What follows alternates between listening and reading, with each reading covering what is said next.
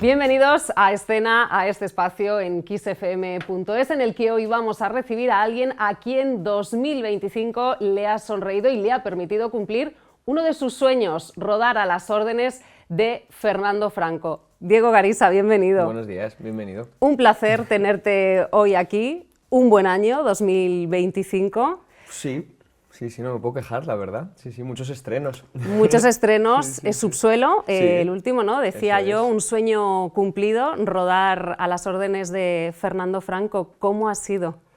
Pues como dices, ha sido un sueño y yo todavía que me pellizquen, estoy un poco así, la verdad, como que no me lo termino de creer.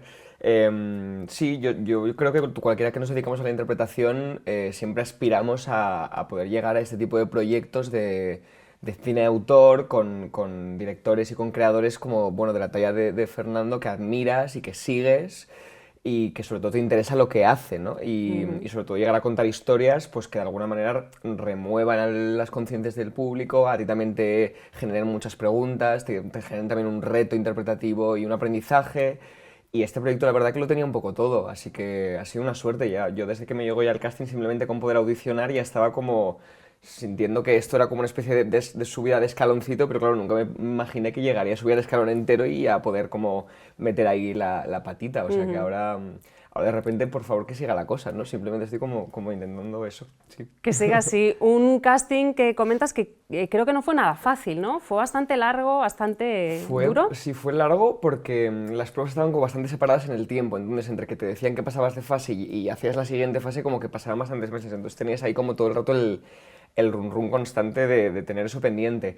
Pero es verdad que las primeras fases fueron solos, primero buscaban a los Fabiones y luego a las Evas, que Eva es la otra protagonista de la película, que es mi hermana melliza, pero ya cuando llegamos a la fase final y nos mezclaron para hacer las pruebas de química para encontrar la pareja de mellizos, y yo, bueno, me contaron que estaba Julia Martínez, que es la otra prota de la peli, que es amiga mía. De repente algo de mí hizo bueno, hay algo de que de repente a veces tienes como la sensación de que va a ser para ti o que de repente el personaje te está como hablando, y cuando de repente nos vi a los dos haciendo la prueba, que funcionó muy bien porque de repente ya teníamos como una confianza de base de conocernos, Sí. y eso nos permitió estar como en un sitio muy tranquilo, que normalmente a un casting siempre vas como... Sí, en tensión, ¿no? Sí, muy nervioso, y siempre vas como a resolver y a intentar salvar la papeleta, porque tampoco te da como ni para jugar, ni para encontrar un espacio como de libertad para proponer. Y con Julia nos pasó todo lo contrario, que enseguida ya como que nos tocábamos, nos cogíamos de las manos, hacíamos cosas que yo creo que le dieron a Fernando como esta sensación de confianza y de relación ya previa que tenían que tener los hermanos, ¿no? Y como ya construimos eso allí, luego fue muy fácil. Así que sí, yo he tenido como un sentimiento como de facilidad y sobre todo de estar muy acompañado todo el rato, y eso también ha molado mucho. Qué bueno, pues si te parece, Diego, vamos a verte en acción un Venga, poquito y ahora claro, seguimos ya. hablando de Subsuelo Sí, que y estoy de aquí todo lo adelantando demás. muchas cosas. Sí. A ver, ¿qué haces? ¿Estás celosa o qué? Fabián se pondrá pesadito muchas veces, pero te recuerdo que es tu hermano.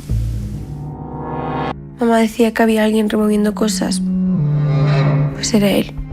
Y a ver, ¿qué haces, eh? Que esto no es solo cosa tuya. Ojalá lo fuera. Eva, se está aprovechando de ti.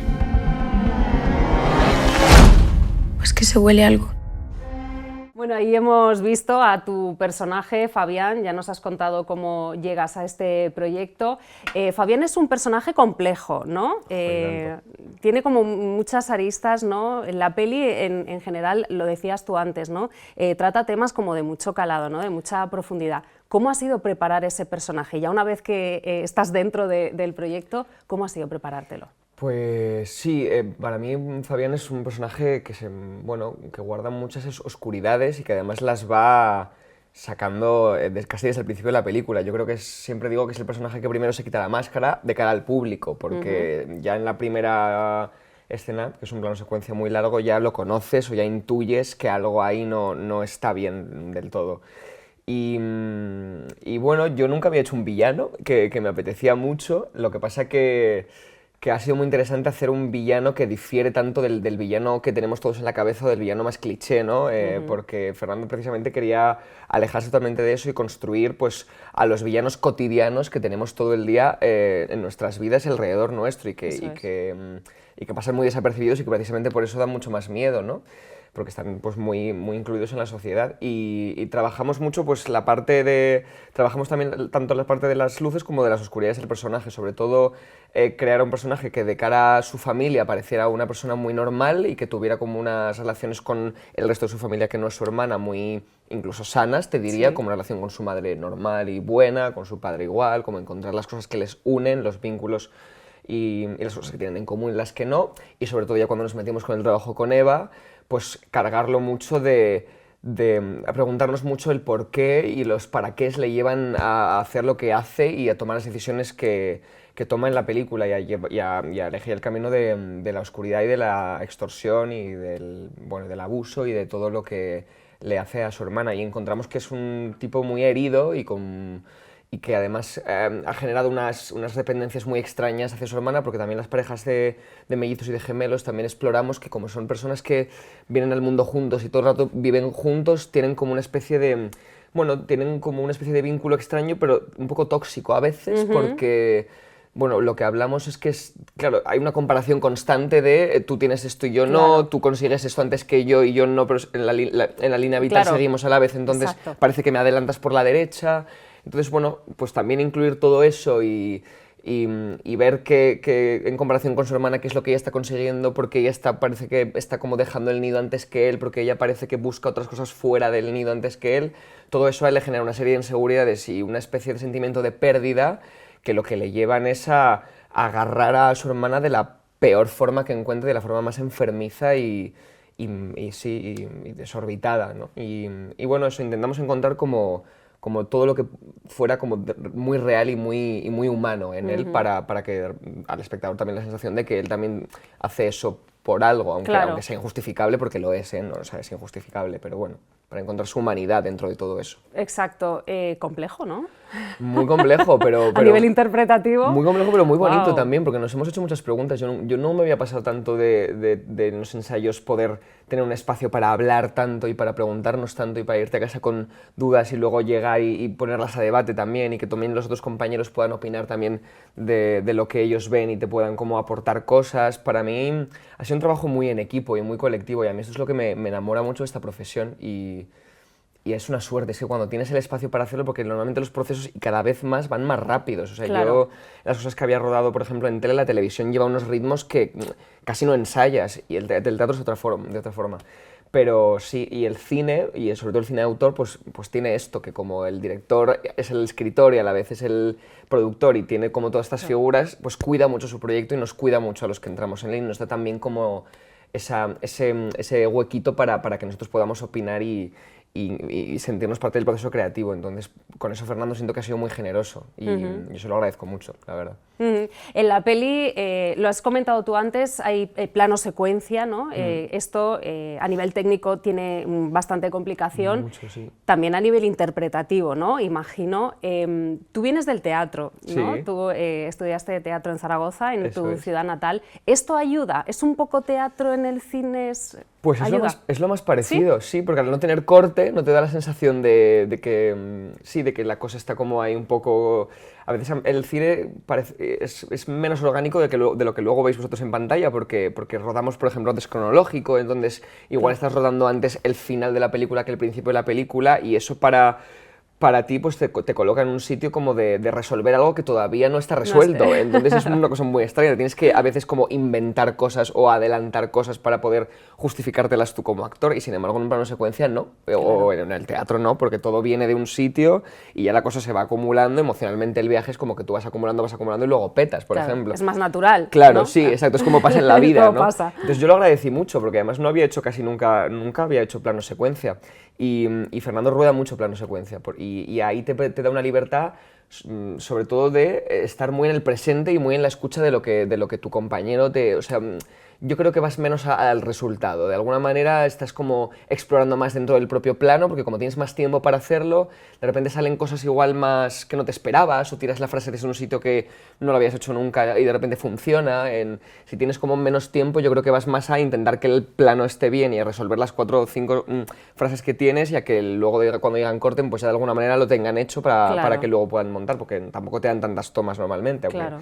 Sí, y técnicamente lo que tú dices, a mí también me parecía era increíble ver como todo el baile que hay detrás de las cámaras, Es ¿sabes? una coreografía No, absoluta, total, ¿no? y íbamos todos, pero como al dedillo, o sea, y de hecho tuvimos que hacer ensayos de los planos secuencias, como se hace en teatro, de marcas en el suelo, tú te mueves hasta aquí para que la cámara de repente te rodee y de repente pase el de micro, y entonces, sí, luego, por ejemplo, cuando pasábamos a la casa, porque primero aparecíamos en el jardín y luego íbamos a la casa, y no veas, para pasar por la puerta todos de uno en uno, pues había un orden escrito de pasan actores, de repente pasa cámara, de repente sonido, o sea, por orden un poco de prioridad de lo que necesitábamos.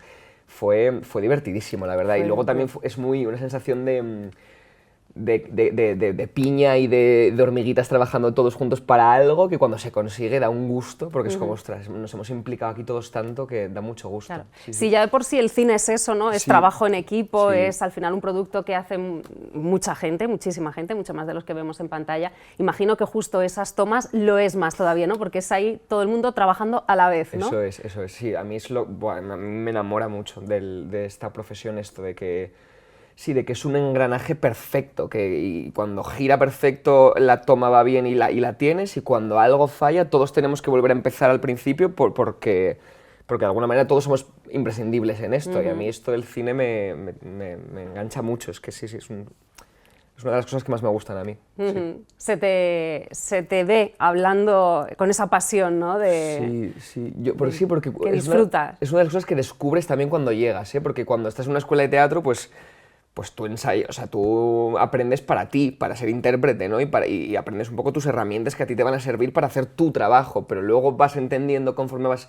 entrando en la profesión que tu trabajo es solo no sé, como Claro. el 25% de la tarta entera, ¿sabes? Y que eso también te quita mucha responsabilidad porque dices, ostras, es que depende de tantas cosas y luego pasa por tantas manos el trabajo que en realidad... Sí, a mí lo que me ha dado es como más seguridad, más entender que no solo es cosa mía y que si a lo mejor yo hoy no estoy el día que más fino, de repente esto luego en montaje igual no se nota tanto porque ellos montan aquí un plano con el Claro. otro personaje y de repente eso ya está un poco salvado, que no quiere decir que yo no tenga que estar todos los días muy fino, ¿no? Que lo intento, pero sí, también te quitas como un poco responsabilidad y entiendes que esto es de todos, sí. Ujú. En el teatro la cosa cambia, es diferente, Es ahí diferente. estás tú sobre el escenario Exacto. y ahí vas a estar tú, ¿no? Eso es. Seleccionado para la joven Compañía Nacional de Teatro Clásico, dicho lo he perfecto. dicho bien, ¿no? Sí. Estaba ahí ensayando, digo, a ver todas las palabras en su sitio. Más de 900 aspirantes y eres uno de los 12 Sí, finalmente. sí. Ha sido tremendo esto también. Sí, ya te digo que este 2025 ha sido como de sorpresas todo. Pues esto es una cosa que yo llevaba, sí, bueno, pensando bastante tiempo, porque desde que yo llevo 5 años currando en la industria audiovisual, pero siempre había querido hacer teatro, porque al final es como un poco de donde vengo y es como, bueno, yo siento que es un poco la casa de los actores, de los intérpretes, ¿no? Que siempre hay que pasar, hay que revisarte y hay que volver a reciclarte por el teatro porque te da como las herramientas básicas de la interpretación.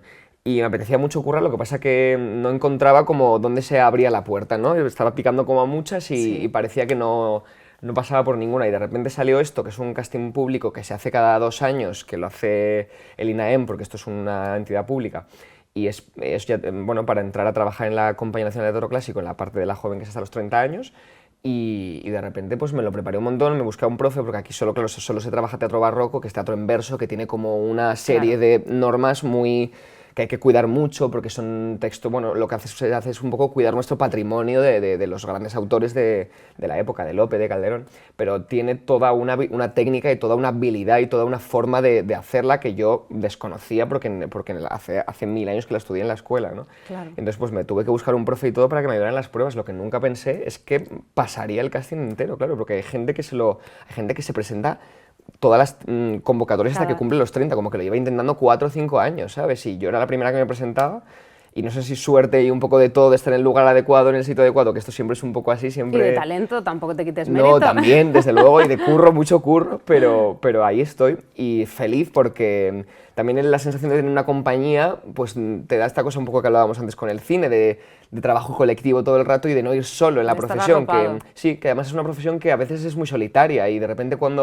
ahora sentir que tengo a 11 compañeros que vienen conmigo de la mano durante 2 años y que vamos a estar creando juntos 3 espectáculos, porque son 3, aunque el primero lo estrenamos ahora en marzo, pues sí, tengo una sensación de repente de sentirme súper arropado y de repente tener como una especie de casa a la que acudir estos años que da mucho gusto, la verdad. Y ya te digo, está siendo un aprendizaje porque está siendo un revolcón, porque de repente siento que todo lo que llevo aprendido estos años con el audiovisual y que ya me sentía como en un sitio un poco medio cómodo, nunca cómodo del todo, porque cada proyecto siempre es un reto, pero bueno, como de entender un poco el medio.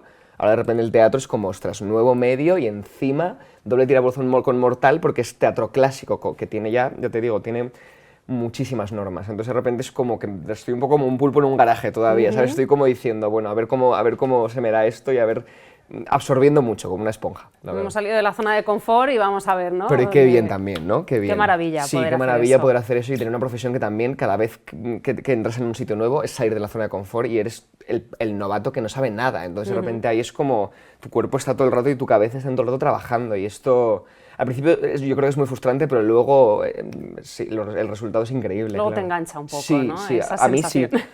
A mí darme de leches con la pared todo el rato, al principio lo llevo muy mal, pero luego es como, ahí estoy, ¿sabes? Me tiene como activo, ahí como trabajando, como el motor activado y la ilusión también, ¿no? Porque es que si no, yo creo que en todos los trabajos pasa, que cuando llevas mucho tiempo en un sitio, algo de ti se muere un poquito, Sí, un poco. entonces de repente tienes que saltar a otra cosa, y ahí estoy, sí. ¿Siempre tuviste claro que querías ser actor?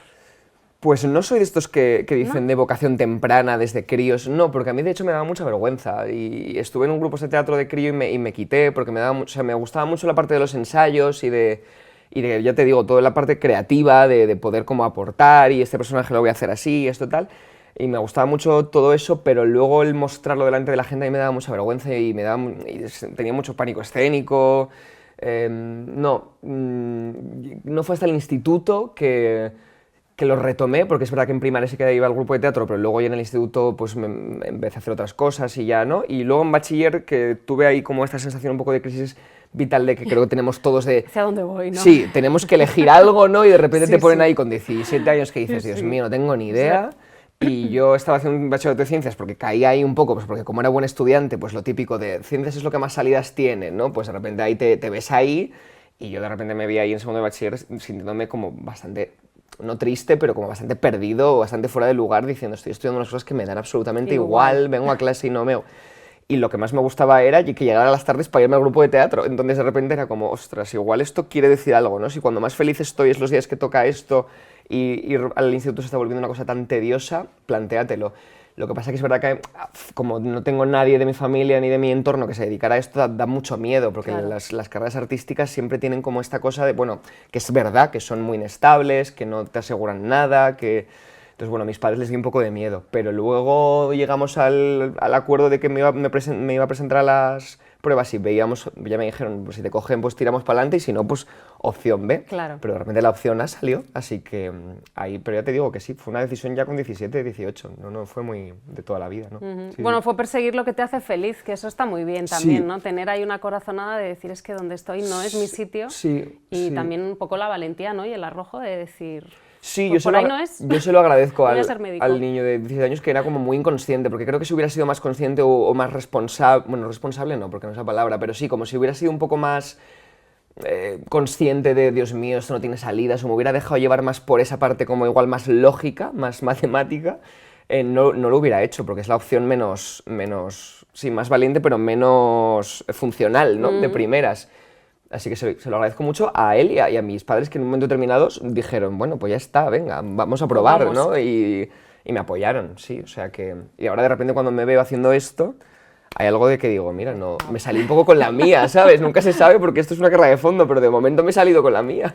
Claro que sí. ¿Qué le pides al año 2026? Pues trabajo, es que siempre decimos lo mismo, pero es que nuestra suerte, nuestra lotería... Ayer que al día de la lotería me preguntaron en una entrevista, ¿y cuál es tu suerte? Y yo pienso, es que creo que nuestra suerte es esta, como estar currando, porque es una profesión tan precaria y que la quiere tanta gente y que hay tanta gente que no llega, ¿no? Que no pasa ni siquiera la barrera de poder trabajar en un proyecto, que pienso, jo, yo que llevo ya unos cuantos a las espaldas y que parece que sigue la cosa y que hay como camino, seguir ahí, seguir currando y que sigan llegando proyectos y poder como seguir comiendo de esto, que es la suerte, sí. La verdad es que es un buen propósito, ¿eh? Para el nuevo año. Desde luego, sí, yo no pido más nunca. Yo ya te digo, el regalo de Reyes, de Navidad, digo, yo ya los tengo, no hace falta que me regaléis nada. Qué bueno. Sí. Bueno, Diego, estamos en Kiss, nosotros al final somos una emisora musical. Aquí en A Escena defendemos siempre que cine y música van de la mano, ¿no? Todo proyecto audiovisual va acompañado siempre de una buena banda sonora que puede cambiarlo todo, ¿no? O enriquecerlo todo. Para ti, en tu día a día, ¿la música es tan importante como para el cine? Pues mucho, mucho. De hecho, yo creo que casi todos los intérpretes, pero yo por lo menos trabajo mucho con la música y los personajes, los viajes emocionales de mis personajes muchas veces están asociados a canciones porque la música tiene un poder muy extraño y muy mágico de conectarte muy rápido con el mundo emocional y de desbloqueártelo muy rápido, ¿no? Es una cosa casi directa.